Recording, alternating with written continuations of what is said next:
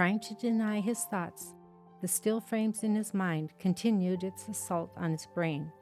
A child being dragged through the hallway, a plop on the couch, then the sound. Tomas couldn't take it. Literally shaking his head to clear his thoughts, he turned his full attention back to the photos.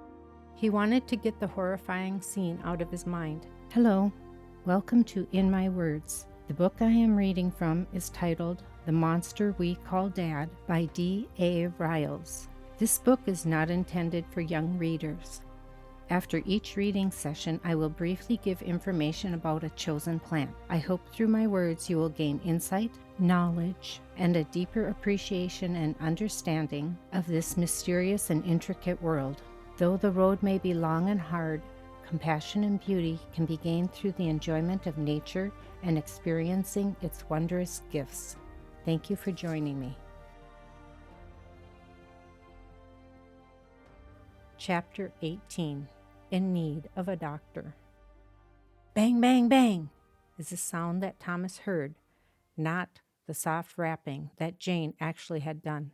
What the F? Tomas muttered to himself. Can't anyone leave me alone while I'm trying to get things done? Impatiently, Tomas called out, What? Can I come in? Jane asked. Yeah, the quick reply came. Upon entering, Jane noticed that the red light was on. Usually, that meant Tomas was developing film. This time, however, it was just because he hadn't taken the time to turn it off. Talking quickly for fear of reprisal, Jane spouted, I think I should take Sarah to the doctor. I think something is wrong. She hasn't been acting like herself lately. With an abrupt stop, Jane held her breath, waiting for his answer. Why the F do you think that? She seems fine to me, he rebuffed a bit too quickly, giving his wife pause, adding credence to her suspicions.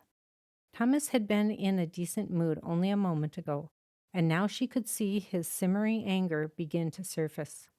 Not wanting to make things worse, the young woman wasn't sure if she should continue on, but the images came back to her. She knew something was wrong, and it needed to be taken care of. Willing herself to persist on, Jane responded, She hasn't been moving her arm. Jane began to think of how quiet and solemn Sarah had been for so many days, as Tomas quickly turned his attention from the wet photo to the woman standing before him. Daring a glance toward his wife, he said, What do you mean something is wrong with her arm? Tomas suddenly felt trapped and wanted to lash out, but he kept his composure, waiting to hear more about his daughter. She's been acting strange these past few days, and she won't talk or move her arm. Tomas looked around the room, trying to think of something to say. He enjoyed his photography and took great pride in his work. Trying to avoid the inevitable, he breathed in deeply, smelling the fumes of the photo processing solutions. He wanted to come up with some kind of retort, but was unable. Guilt suddenly struck him as a single word, more of a command, was all he could get out. On deep exhalation, he said, Fine. For a distraction, he turned his attention back to the photos in front of him. In the back of his mind, the image of the event of only a few days ago repeated like a bad record. His mind kept telling him he didn't do anything wrong and that his daughter was fine, but he knew better, for the images were all too vivid. His mind began to play the scene over. He could feel the warmth of his daughter's tiny arm in the palm of his hand, a flash of his child flying through the air, almost as if she was floating, a thud, not much of a sound, but it was there all the same. Seeing the image in his mind somehow didn't seem right. I didn't do that, he denied to himself. It couldn't have been me who did it. Maybe someone was in the room, and I just don't remember that part. Trying to deny his thoughts, the still frames in his mind continued its assault on his brain. A child being dragged through the hallway, a plop on the couch, then the sound. Tomas couldn't take it. Literally shaking his head to clear his thoughts, he turned his full attention back to the photos. He wanted to get the horrifying scene out of his mind. Turning his fear and anger toward his wife, he commanded, What the F are you waiting for? Some kind of parade? Get the F out of here before I change my mind. Jane was in disbelief, for her husband almost never agreed to anything without a fight. This concerned the small woman greatly. Saying nothing, she quickly left the room. Gathering Sarah up, Mom drove to Dr. Lester's office. As they waited for the nurse to call them, Mom worked on a crossword puzzle, and Sarah sat on the chair next to Mom. 20 minutes later, the nurse finally called the two of them into Dr. Lester's office. "You can come in now," said the clad in white nurse. Mom rose and Sarah followed. Wanting to hang on to her, Sarah knew better, for if she did, Mom would get upset. So she stayed close, but not too close, for she didn't want to be reprimanded. "You can sit here," the young blonde-haired nurse said to Jane, gesturing to the wooden seat next to the wall. "Sarah can hop on the table." Something caught the attention of the nurse. Looking more closely at the little girl, the nurse paused. Bending over, she pulled out a step stool for Sarah to climb onto. Reaching her hand out, she aided Sarah up onto the table. "The doctor will be right in." With that, the nurse left the room.